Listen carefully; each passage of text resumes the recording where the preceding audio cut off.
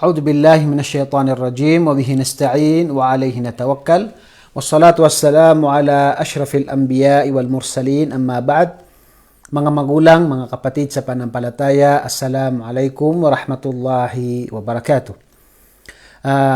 Sa aking mga kababayan, magandang araw po sa inyong lahat. Ngayon po ay pangatlong episode natin patungkol sa mga katibayan na ang Quran ay ito ay nagmula kay Allah subhanahu wa ta'ala.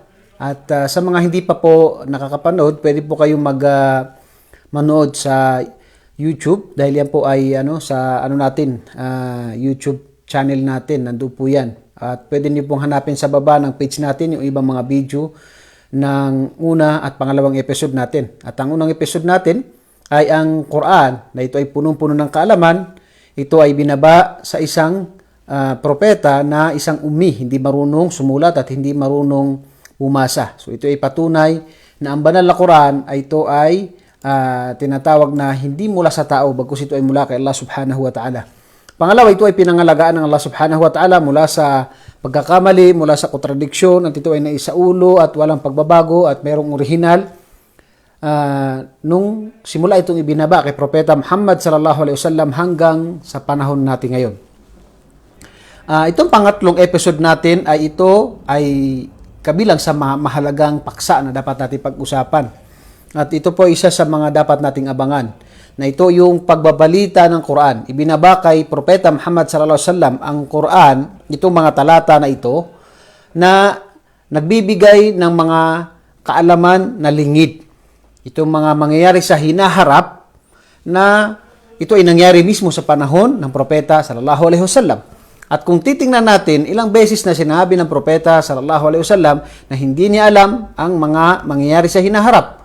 Kaya nga isang araw ay tinanong siya o kumakanta isa sa mga asawa niya na dumating sa kanila ang isang propeta na alam niya ang mangyayari sa hinaharap.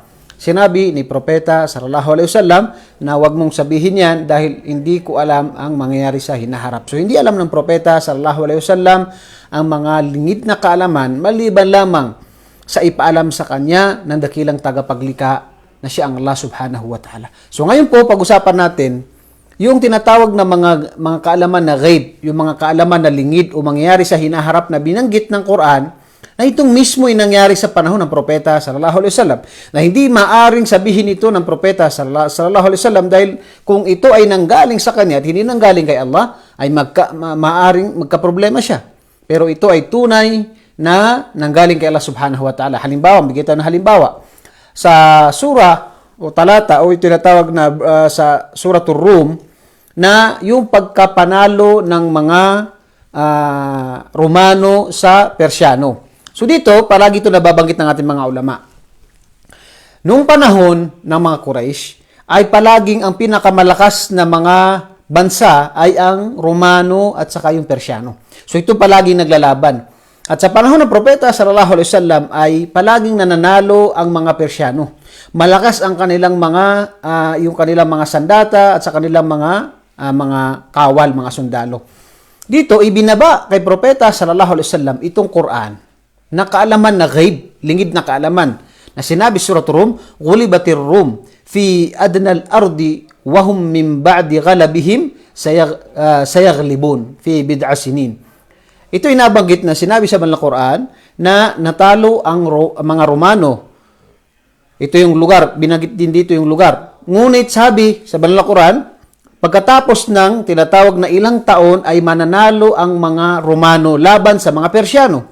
So dito, binanggit ito sa Banal na Quran na sa panahon na yon ay napakahina ng mga sundalo at yung mga bansang Romano. So nabigla pati yung mga yung tinatawag na mga Quraysh na hindi mananampalataya sa bagay na ito. Ngunit dahil ito ay nanggaling sa Quran, dahil ito ay kaalaman na galing kay Allah, hindi nagdalawang isip si Propeta Muhammad sallallahu alaihi wasallam na ito ay banggitin niya. Dahil alam niya, may tiwala siya nito ay galing kay Allah, hindi galing sa kanya. At pagkatapos ng 7 years, 7 taon ang lumipas dahil nabanggit on fi bid'i sinin. Ang bid'i sinin ay 3 to 9 years. So dito, pagkaraan ng 7 years Nagkatotoo ang sinabi ng propeta sallallahu alaihi wasallam na nanalo ang mga Romano laban sa Persyano. So makikita natin, hindi pwede manggaling ito sa isang tao. Paano mo malalaman ngayon na ang labanan ng Persyano at saka Romano kung sino mananalo na ito ay lingid na kaalaman? Si propeta sallallahu alaihi wasallam, hindi niya ito maaaring sabihin kung hindi siya sigurado na hindi galing kay Allah. So dahil siya ay sigurado na ito ay galing kay Allah subhanahu wa ta'ala, hindi siya nagdalawang isip dahil alam niya na ito ay galing kay Allah, ito ay sinabi niya at pagkaraan ng 7 taon, hinintay ito ng mga Quraysh. Ang mga Quraysh na hindi mananampalataya at ang mga Muslim sa panahon na yun, noong pagkaraan ng 7 years ay nangyari nga na nanalo ang mga Romano laban sa Persyano na ito ang dahilan na maraming mga nag-Muslim na mga hindi mananampalatayang Quraysh ng iba sa kanila dahil sa tinatawag na bagay na ito na nangyari mismo sa panahon ng propeta sallallahu alaihi wasallam. So dito tayo sa isang mananampalataya, nagkakaroon tayo ng paniniwala, matibay na paniniwala na ang banal na Quran ay ito ay nanggaling kay Allah. Mismo sa panahon ng propeta sallallahu alaihi wasallam. Kasama ito kabilang sa mga bagay na ibinalita ng banal na Quran na ito ay nangyari mismo sa panahon na nabubuhay pa ang propeta sallallahu alaihi wasallam. Pangalawa na halimbawa ay yung labanan sa Badr. Labanan sa Badr. Nung nag-hijra ang propeta sallallahu alaihi wasallam galing Makkah papunta ng Madina. Dahil pinapahirapan ng mga hindi mananampalatayang Quraysh ang mga Muslim, inutusan ng propeta sallallahu alaihi wasallam na sila ay maghijra papunta ng tinatawag na Madina. Kaya marami sa kanila ang naiwan ang lahat ng bagay. Sila ay naghijra, sila ay nag-immigrate mula Makkah papunta ng Madina. Yung iba sa kanila ay walang nadala ni isa sa kanyang mga kayamanan dahil sila ay pinipigilan ng mga hindi mananampalatayang Quraysh. So nangyari yung labanan sa Badr. Itong aya na binanggit sa Suratul Qamar, na sinabi ng Allah na sayuhzamul jam' wa yuwalluna ad-dubur. Pinakamalapit na kahulugan niya ay matatalo itong mga grupo na ito. Itong grupo na tinatawag ng mga tao at sila ay magtatakbuhan, magkakawatak-watak. Itong aya na ito ay nabanggit na ito yung labanan sa Badr. Nung ibinaba ito ay binaba sa Makkah. Subhanallah. Ito ibinaba sa Makkah na halos sinabi ni Umar ibn al-Khattab, dahil Muslim na si Umar ibn al-Khattab, na kanya sinabi na sino ang mga grupo na ito at sino yung tinatawag na mananalo. At subhanallah, sabi ni Umar, noong dumating ang labanan sa Badr, falamma kana yawma Badr, nung dumating yung labanan sa Badr, dahil ang labanan sa Badr ay nangyari noong pangalawa o pangalawang taon ng paghijra ng propeta sallallahu alaihi wasallam. Alam kung yun ang nasa talaga kung hindi ko nagkakamali. At sinabi ni Umar radiyallahu anhu na falamma kana yawm Badr ra'aytu Rasulullah sallallahu alaihi wasallam yasubbu fi ad-dar'i wa huwa yaqul sayuhzamul jam' wa yuwalluna ad-dubur. Binabasa niya itong aya. Ngayon sabi nung isuot ng propeta sallallahu alaihi wasallam yung kanyang gamit na panggera sa Badr, ay binanggit niya itong aya na ito yung ipinangako ng Allah na ibinaba ito sa tinatawag na Makkah, sa lugar na Makkah. Kakaunti ang mga Muslim. At dito nga nangyari sa Badr, sinabi ito yung mananalo ang mga Muslim. Dahil nga dito ay tinatawag na matatalo ang mga grupo na ito at sila ay magtatakbuhan, sila ay magkakawatak-watak. At subhanallah, sa labanan ng Badr, ito nga ay tinatawag natin na nabanggit na mismo sa Quran sa Makkah, na ito ay nangyari mismo sa panahon ng propeta sallallahu alaihi wasallam, labanan sa Badr, na ang bilang ng tinatawag na ng mga hindi mananampalatayang Quraysh ay meron silang 1,000 mga lalaki na mga sundalo, at meron silang mga kabayo na 70 mga kabayo. Ngunit ang bilang ng mga Muslim sa oras na iyon ay 316.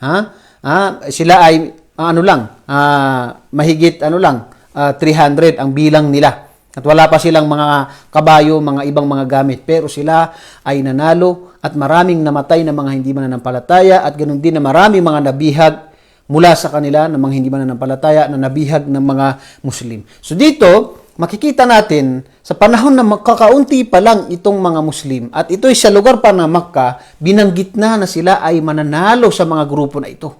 Itong tinatawag na grupo ng mga Quraysh na mga hindi mananampalataya, na sila ay tinatawag na grupo, marami sila. at sila ay nagkawatak-watak at sila ay tinatawag na natalo sa labanan na ito. So makikita natin na hindi pwedeng manggaling ito sa isang tao. Paano niya masasabi na siya ay mananalo kung hindi niya alam kung may labanan ba na mangyari, kailan ba mangyayari itong labanan, at sino ba itong mga grupo na ito? Maliban sa ito'y binanggit ng propeta sallallahu alaihi wasallam dahil meron siyang tiwala na ito ay galing kay Allah at ito ay mangyayari talaga. So ito ay nangyari mismo sa panahon ng propeta sallallahu alaihi wasallam. Pangatlong halimbawa, yung pagpasok ng mga Muslim sa Makkah. Itong aya na ito ay ibinaba na sinabi ng Allah subhanahu wa ta'ala, laqad sadaqallahu rasulahu ru'ya bil haqqi la tadkhulanna al masjid al haram insyaallahu aminina muhalliqina ru'usakum wa muqassirina la takhafun. La takhafun. Itong aya na ito sa Suratul Fath. Suratul Fath. Itong aya na ito, ibinaba na ang bilang ng mga Muslim ay kakaunti pa lang sila. Kakaunti pa lang sila. Pero sinabi sa banal na Quran na makakapasok kayo sa Masjidil Haram sa Makkah, subhanallah, na kayo ay ligtas, aminin. Muhalliqina ru'usakum. Ibig sabihin sila ay nagsagawa itong tinatawag na umrah. Okay. So dito sa panahon ng propeta sallallahu alaihi wasallam, nung nangyari sa Hudaybiyah, yung nag-umrah ang propeta sallallahu alaihi wasallam noong taon na yun, ay hindi sila pinapasok ng tinatawag ng mga taga-Makkah. Hindi sila pinapasok ng mga taga-Makkah. Dahil siyempre, nagkaroon after ng labanan ng Badr, ay marami namatay ng mga hindi manampalatayang Quraysh. Nung si propeta sallallahu alaihi wasallam ay gustong pumasok ng Makkah, gusto magsagawa ng umrah, at ayaw niyang ng labanan, hindi sila pinapasok. Nagkaroon ng usapan at pagkatapos ay nangyari yung tinatawag na kanilang usapan na hindi sila mag-umrah sa taon na ito. Sa sunod na taon sila ay tinatawag na magsasagawa ng umrah. So, sa sunod na taon, nag-umrah ang propeta sallallahu alaihi wasallam, kasama niya ang mga sahaba dahil kasama ito sa nilagdaan nila ng mga usapan. So, kabilang ito sa mga nabanggit sa Quran. At ganun din yung pagbubukas ng Makkah nung sakupan ito ng mga Muslim dahil binalikan nila ang lugar, ang propeta sallallahu alaihi wasallam at ang mga muhajirun, yung mga kasama niya na pinalayas, pinahirapan ng mga taga-Makkah na halos wala silang nadala ng mga kayamanan nila papunta ng Madina. Ngayon ay dahil napakaraming mga Muslim sa panahon na ito, ay binuksan nila ang Makkah na walang nangyaring labanan. Walang nangyaring labanan. Maliban sa iilan. At sila din ay walang nangyaring tinatawag na labanan na may nasaktan. Bagkus sila ay tumakbo rin itong mga ibang mga lumaban sa mga Muslim. At dito makikita natin na una, sila ay nakapag-umrah. Nabanggit na sa banal na Quran, sila ay nakapagsagawa ng umrah. Sila ay nakapasok sa Makkah ng tinatawag na sila ay ligtas. At nabanggit din sa ibang mga aya, itong pagbubukas na Makkah, na makukuha nila itong Makkah. Subhanallah. Nung banggitin ito ng propeta sallallahu alaihi wasallam itong mga aya na ito, kakaunti pa lang ang mga Muslim. Kaya ang iba sa kanila, kung hindi lang yung paniniwala nila na ito ay nanggaling kay Allah subhanahu wa ta'ala, ay maaaring ang magdalawang isip ang isang tao. Dahil malakas ang tinatawag ng mga hindi mananampalataya sa tinatawag na Makkah. Ngunit, ang mga Muslim sa panahon na yun ay kakaunti pa lang nung ibinaba itong mga aya.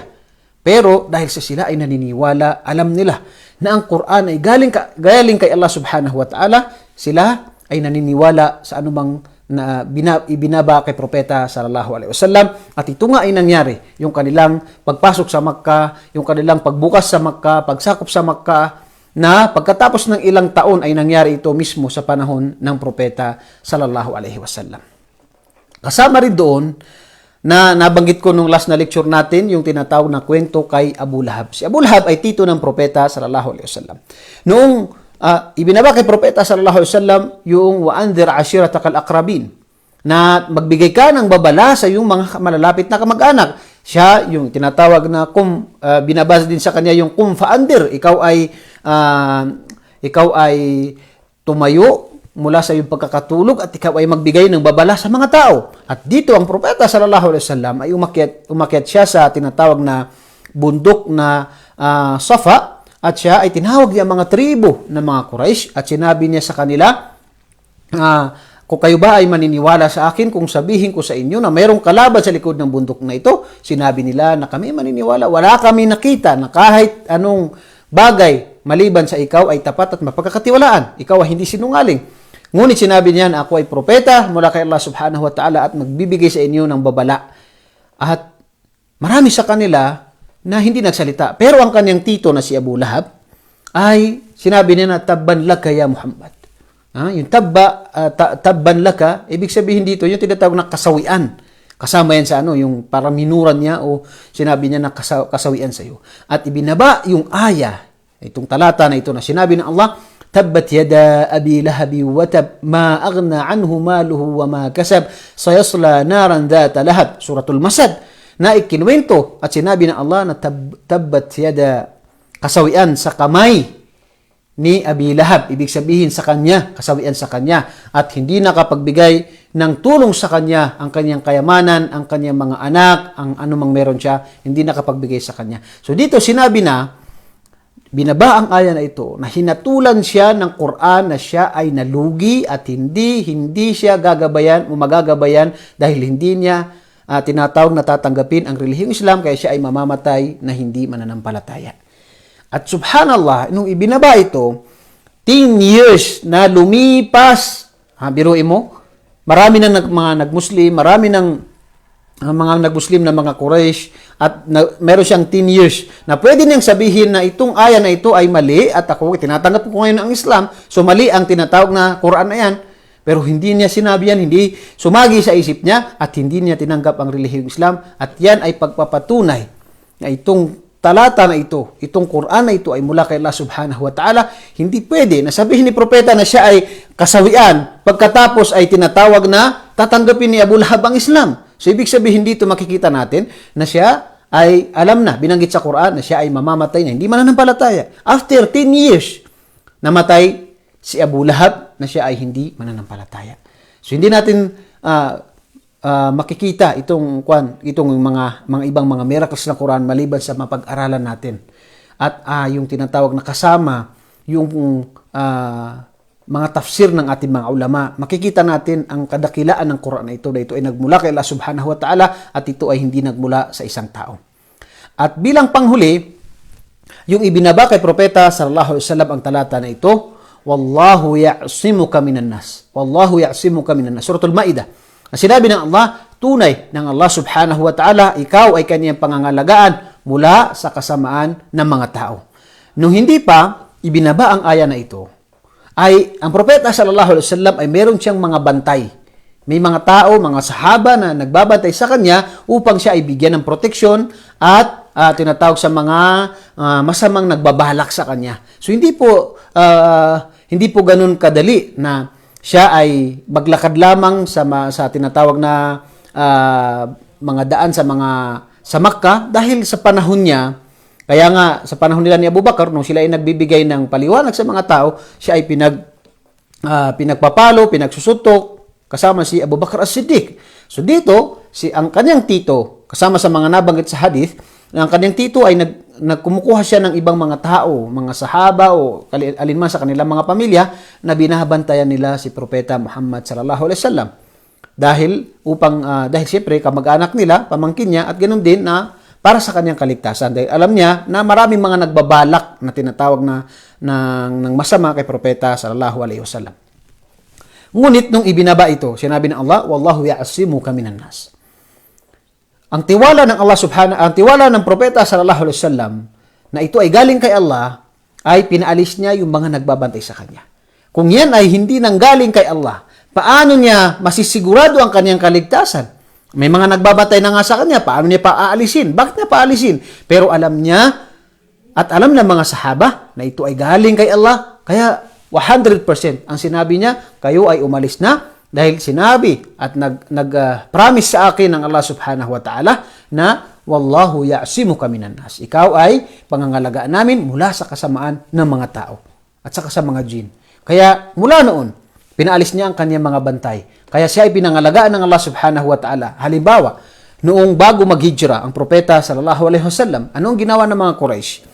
noong lahat ay ginawa na nila para pigilan ang pagdada'wa, pigilan ang mensahe ng propeta sallallahu alaihi wasallam, ang pinakahuling naisip nila ay lahat ng mga tribo ay kukuha ng espada at sila ay papatay kay Muhammad sallallahu alaihi wasallam. At pagkatapos ay hindi kayang gumanti ng pamilya ng propeta sallallahu alaihi wasallam, yung tribo nila na Banu Hashim o yung tinatawag na ninuno nila, dahil yung mga kapamilya nila, dahil halos lahat ng mga Quraysh ay lahat sila ay pumatay kay propeta Muhammad sallallahu alaihi wasallam. Yan ang naisip nila. Ngunit bago nila gawin yun, bago sila pumunta sa tinatawag na bahay ng propeta sallallahu alaihi wasallam, dumating si Anghel Jibril alaihi salam kay propeta Muhammad sallallahu alaihi wasallam at sinabi niya ang binabalak ng mga Quraysh.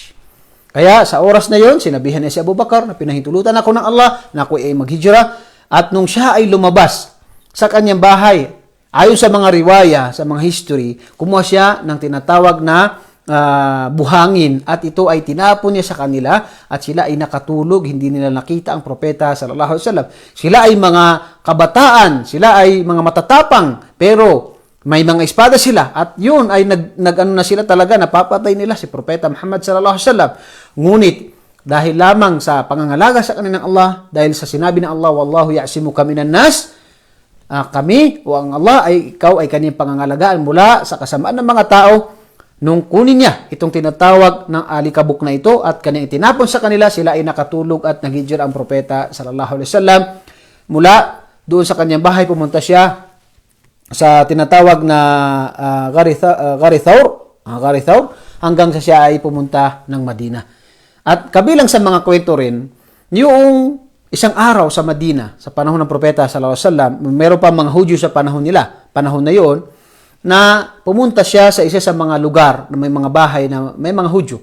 Dahil sila ay may mga usapan, ngunit nung nakita nila yung mga Hudyo, nakita nila ang propeta sallallahu alaihi wasallam na nandoon sa baba si propeta sallallahu alaihi wasallam, sila ay nasa taas.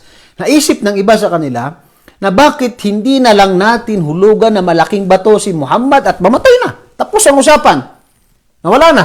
Subhanallah. Bago nila gawin yun, dumating sa kanila si Anghel Jibril alaihi salam na sinabi na kay propeta sallallahu alaihi wasallam, ngayon ay umalis ka na sa kinatatayuan mo dahil merong binabalak sa iyo na masama ang mga Hudyo na nandito sa bahay na ito. Kaya umalis agad si propeta Muhammad sallallahu alaihi wasallam. Kabilang ito sa pangangalaga sa kanya ng propeta, pangangalaga sa kanya ng Allah subhanahu wa ta'ala. Ganon din, isang araw habang ang propeta sallallahu alaihi wasallam siya ay nagpapahinga. Nilagay niya ang kanyang espada. At pagkatapos may dumating na isang lalaki, kinuha niya ang espada na yun. At ngayon ay sinabi niya kay propeta, sino ngayon ang pipigil sa akin na para patayin ka? Ngunit ngumiti lang ang propeta sallallahu alaihi wasallam at sinabi ni Allah, ang Allah ang pipigil sa iyo para ikaw ay gumawa sa akin na masama. Meron siyang tinatawag na paniniwala sa kanyang puso dahil alam niya na siya ay totoong propeta at itong salita na ito, wallahu ya'simuka minan nas, ay galing kay Allah subhanahu wa ta'ala at hindi galing sa tao. Kaya nahulog yung espada na yun at kinuha siya ng propeta sallallahu alaihi wasallam at pagkatapos sinabi ng propeta sallallahu alaihi wasallam na ngayon sinong pipigil sa akin para ikaw ay tinatawag na patayin ko. Ngunit nagmakaawa ang tao na ito. Sinabi niya yung kabutihan mo at pagkatapos pinatawad siya ng propeta sallallahu alaihi wasallam at sa ibang riwaya nung umuwi ang tao na ito ay bumalik siya kay propeta at siya ay nagsyahada o sumaksi na walang ibang Diyos na dapat sambahin maliban kay Allah subhanahu wa ta'ala at si Muhammad ay alipin at sugo ng Allah subhanahu wa ta'ala. At tinanong siya ng mga tao, bakit hindi ka nagsyahada sa oras na yun? Sabi niya, ayaw kong sabihin ng mga tao na kaya ako nagsyahada dahil takot ako sa espada ni propeta ni Muhammad sallallahu alaihi wasallam. Kaya pagkaraan nang umalis siya, saka siya nagsyahada, nagsumaksi na walang ibang Diyos na dapat sambahin maliban kay Allah subhanahu wa ta'ala. Ganun din na pagkatapos ng labanan ng Badr ay nagplano si Umair bin Wahab at isa sa mga nagkakamali si Sufyan. Itong tinatawag na hindi mananampalatayang Quraysh, hindi pa sila nagmuslim. Nagplano sila na sinabi ni Umar, itong si Umair bin Wahab, na kung wala lang akong utang at wala akong mga anak na magiging ulila, ay pupuntahan ko si Muhammad at papatayin ko. Sinabi ng kasama niya na ako ang magbabayad sa utang mo, ako ang mangangalaga sa iyong mga anak. Puntahan mo si Muhammad, patayin mo. Pumunta si Propeta Muhammad, pumunta si Umair bin Wahab sa Madina, naglakbay siya. At pagpunta niya doon, at nakita siya ni Umar, sabi niya, "Oh, propeta ng Allah, yan ay kalaban na dumarating at wala itong dala maliban sa masama." At sabi ni Propeta sallallahu alaihi wasallam, "Hayaan mo siya, Umar, papasukin mo siya." At tinanong siya ni Propeta sallallahu alaihi wasallam, "Ya Umar, bakit ka nandito?" Sinabi ni Umar na gusto ko lang kunin ang anak ko na tinatawag na nabihag nyo sa labanan sa Badr. At sinabi ni Propeta sallallahu alaihi wasallam, "Magsabi ka ng totoo." Sabi niya, "Wala akong ibang balak kundi gusto kong kunin ang aking anak na nabihag nyo." Sinabi ni Propeta sallallahu alaihi wasallam, "Ano naman na yung pinag-usapan nyo, subhanallah, dahil dumating sa kanya si Anghel Jibril na sinabi niya yung pinag-usapan ni Umair at yung kasama niya na walang nakakaalam maliban sa kanila, pero ito inalaman ng Propeta sallallahu alaihi wasallam sa pamamagitan ni Anghel Jibril." Ito ay isa sa mga patunay, kabilang sa mga patunay na si Propeta Muhammad sallallahu alaihi wasallam ay pinangalagaan ng Allah subhanahu wa ta'ala.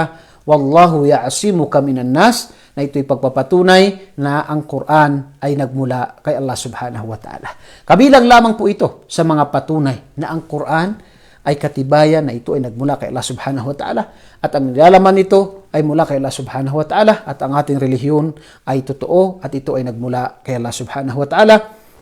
Inshallah, ako po ay nagbibita sa inyo na subaybayan niyo po ang iba natin mga video sa sunod.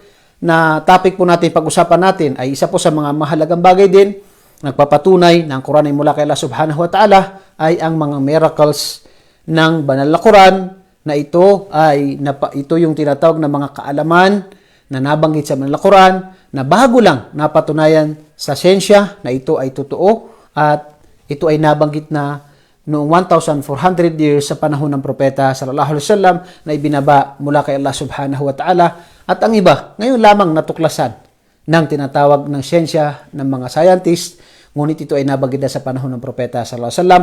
Pagpapatunay lamang ng Quran ay ito po ay mula kay Allah subhanahu wa ta'ala. Kaya po, hiling ko kay Allah subhanahu wa ta'ala na makatulong ito sa atin, sa ating paniniwala, maging matibay ang ating paniniwala na ang ating relihiyon ay tamang relihiyon. Assalamualaikum warahmatullahi wabarakatuh.